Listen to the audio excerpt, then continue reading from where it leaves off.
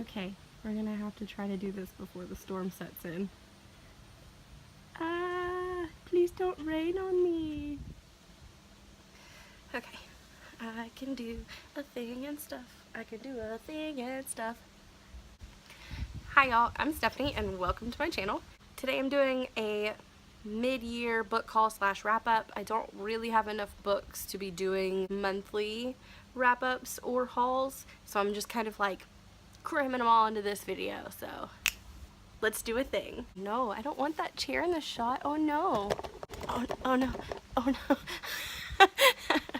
The first book that I read this year was Strange the Dreamer by Laini Taylor. It is by far one of my favorite books that's come out this year. No, it didn't come out this year. This is my favorite book that I've read this year. No, that's not true either. I'm a liar. But it was really, really good. I like it a lot. I have the boring like US edition. I'm considering purchasing the UK edition because it's so much prettier and then giving this one to my best friend. Hey Claire, look what you get to look forward to. This could be yours as soon as I commit to spending the money. Are you excited? You should be, because it's dang good. You're all gonna get really tired of hearing about all the books that I'm telling you about because they're basically all over YouTube for the last like 6 months. I wonder where I get all my book recommendations from. The next books that I read this year were the Six of Crows duology. The first being Six of Crows. Look how pretty it is with its black pages, and like it's such a good cover too, isn't it? I love it. And obviously Crooked Kingdom. I loved them both very, very much, but I have to say that Crooked Kingdom was my favorite of the two. I love them. Crooked Kingdom, Six of Crows. Have you read it yet? Everybody's talking about it. Why haven't you read it yet? Go read them. Go read them. They're not that long. You can do it. It's just a duology. You can do it. I believe in you. Do it. Go do it. Next up, let me grab both of these really quick. Next up for books that I have read so far this year would be Court of Thorns and Roses by Sarah J. Maas and A Court of Mist and Fury by Sarah J. Maas, as well as, what's the newest one? A Court of something and something. Hang on, because I gotta look this up. Shit, that's my phone. As well as A Court of Wings and Ruin. That's the name of that book that I forgot. Of the three, the third one I actually, like, I don't know if you can, I have these two in paperback. I was desperate to read the third one, but I wanted to wait until the paperback came out so that they would match. So I actually bought the ebook version of A Court of Wings and Ruin, and my favorite one I think is no surprise, like Court of Mist and Fury for sure. But I also didn't hate A Court of Wings and Ruin as much as everybody else did. This one I'm pretty meh about. It was alright, didn't hate it, also didn't love it. It was good enough for me to read this one, which I'm very glad I did. Trash. I'm trash for these. Whoa. Next up on list of books that I have read so far this year is A Monster Calls by Patrick Ness. This one was good, just good. Wasn't great. I was expecting it to be great because look at all of the shiny awards that it's won. And I've heard a lot of really, really great things. A lot of people really super, super love this book. I do like really love the illustrations, but it wasn't as good as I was hoping it would be. It was still really good, but it wasn't as good as I was hoping it would be. Also, I understand why it would be better for some people than it was for me personally. I don't have a personal experience with people who have dealt with cancer, so I can see where this would be a, I don't know, something. Words. Meh. Also, this year I picked up Illuminae. For similar reasons, I haven't picked up Gemini yet because paperback. I know that the paperback is available in other countries, but for whatever reason we don't have it in the US here that I've been able to find. As soon as that is a thing, I will definitely pick that up because I did really enjoy this book. I was kind of iffy as to whether or not I would enjoy it, but I did. It's very, very different and it is very fast-paced because of the format that it is written in. Super enjoyable. My cat's playing with my tripod. That's super fun. Next up, I have The Raven Boys by Maggie Stiefvater. Again, I told you guys, this is full of books that so many people on BookTube have talked about before. That's why I picked all of these up. Let me tell you how I feel about this book. I feel pretty meh about this book, which I know is an unpopular opinion. I picked it up because so many people talk about how much they love this book, and the Raven Cycle is so great, and Maggie Stiefvater, ooh, swoon. Tell me why it wasn't interesting until page like 300 when the book is like 409 pages long. Explain this to me. So when I went to buy the book, I was looking for it in like the YA fantasy section. Finally, I like got on my phone and looked it up on like the bookstore's website, and it said they had it in stock. I could not find it, and I know my alphabet. Finally had to break down and ask someone. It says you have this book, do you have this book? And she's like, oh yeah, it's in teen romance. And then I was like, wait, it's what? But why though? But why? So that's fine. I'll read a romance occasionally. That's not a reason to not buy a book. And like I said, everybody talks about how great it is, so I bought it. This book is what put me into a slump, and not for like good reasons, not like book hangover reasons where you're like, God, that book was so good, I just don't know if I'm ready to like be, whoa. This little guy was just clawing at my booty from the back of my chair like a little turd. Look at him, look at him. His name is Scrufflebutt. Anyway, so being a teen romance is not a reason for me to not buy a book. I've read romances before, but it kind of like threw me off a little bit because I mean, like, I barely knew anything about the book. I just knew that like people loved it, and I knew that it had like this sort of like paranormal element to it, but I was not expecting it to be in the romance section. Anyway, I bought it, I read it. Seriously, this book is 408 pages long. Let me tell you what page it took for me to get interested. It was like 285 to 300, like somewhere in there is where things finally were like, yes, let's do a thing. It started off like well enough that I was able to continue reading it, but at some point, is it raining over there? Oh, I think it's raining on the other side of my yard. It was interesting enough for me to continue reading it, but not interesting enough that like I couldn't put it down. So it took me, like, again, this book is only 409 pages, and it took me like 2 weeks to read. It started out interesting enough, but then there's like, I'm gonna call it a carrot that they dangle on a stick for you, where they're like, hey, look at this thing that might happen. You see this thing? It might happen. I know it doesn't look like it's gonna happen, but it might happen. Ooh, don't you want to know what happens? And I'm like, yes, I do. But then they dangle it some more, and you're like, okay, but just give me the carrot. And they're like, but just, and you're like, okay, give me the damn carrot. And they're like, but, and so you're like, you know what? I don't fucking care anymore. I just don't fucking care anymore. Either do a thing or don't do a thing, okay? And I understand that it's a series and like you can't wrap everything up in the one book, which is fine, but like, dangle the carrot once, maybe twice in the first book. I mean, it ends on a cliffhanger anyway. You don't need that damn carrot to keep me reading.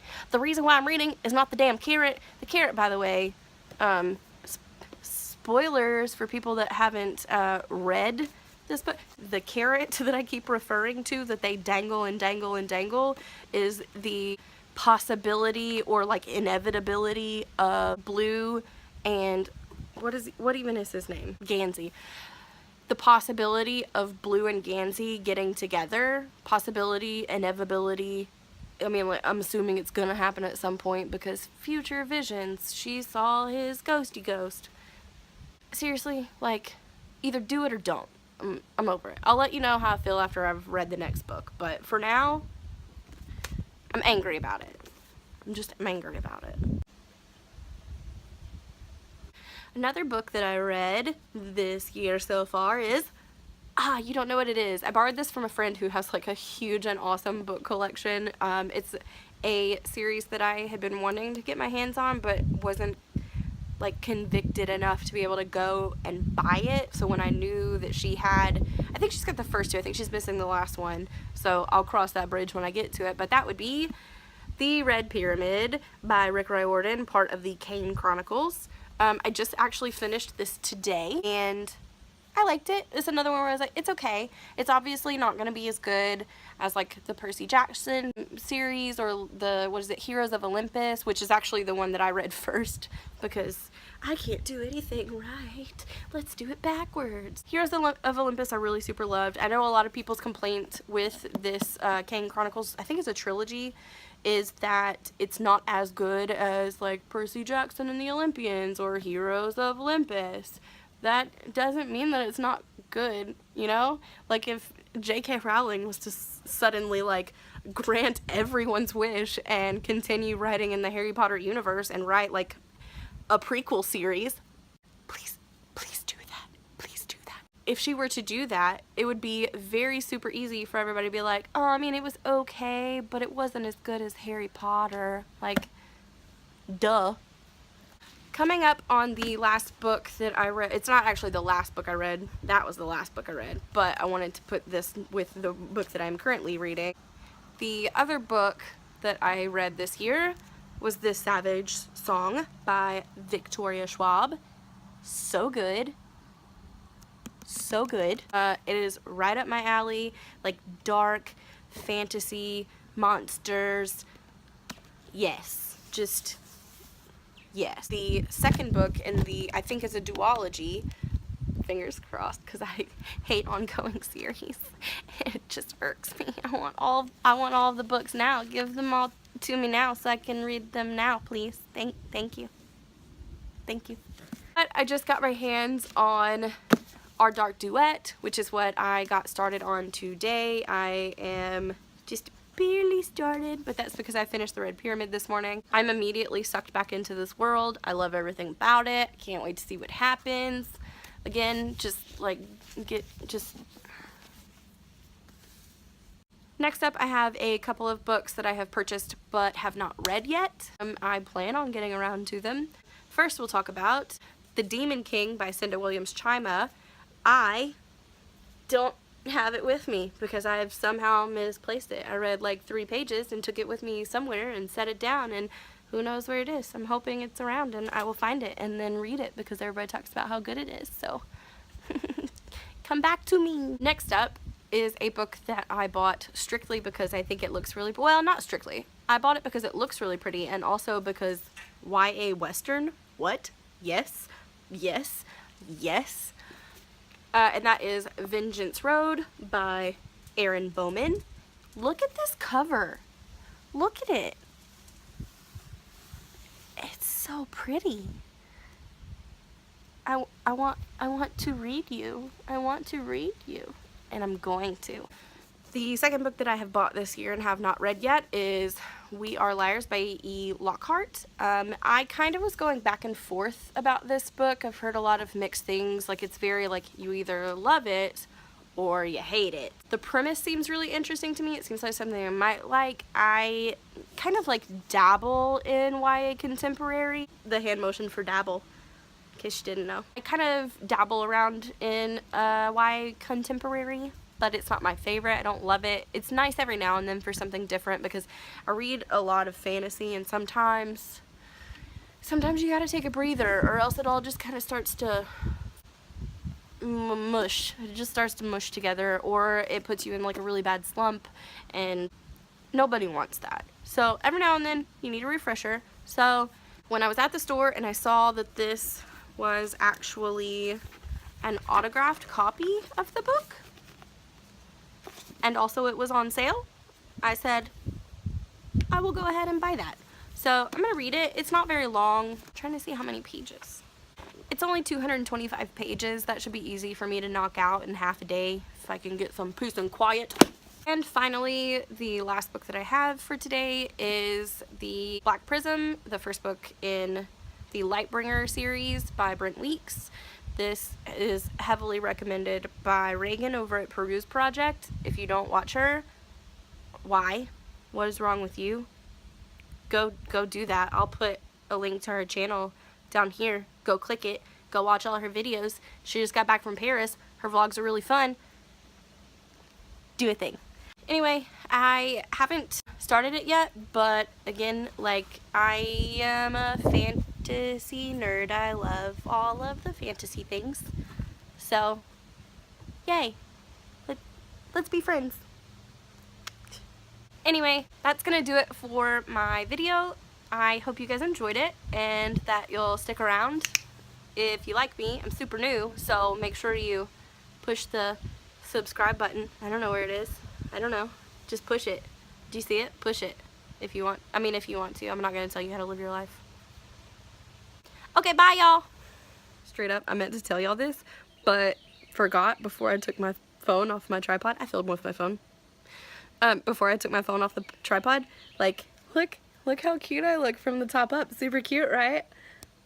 Straight up wearing my pajama pants. What? So I was sitting around and I remembered that I forgot to mention one of the favorite books that I read this year, and by read I mean listen to, because I got it on audiobook, and that is Gumption, Relighting the Torch of Freedom in America with America's Gutsiest Trouble. Gumption by Nick Offerman, and also he narrates the audiobook, and it's amazing and it's educational and it's good. Do that. Listen to it or read it, I don't care. Either one, it is good.